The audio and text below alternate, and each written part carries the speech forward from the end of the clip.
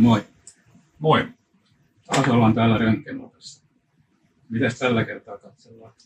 Tällä kertaa katsellaan yksikide diffraktometriä. Yksikide diffraktometrilla pystytään selvittämään monimutkaistenkin yhdisteiden rakenne atomitasolla. Näyte poimitaan mikroskoopin avulla pidikkeen päähän ja asetetaan se laitteeseen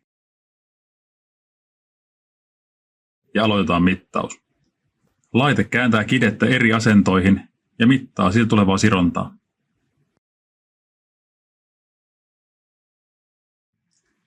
Laitteen mittaamien diffraktiokuvioiden perusteella voidaan ratkaista yhdisteen rakenne.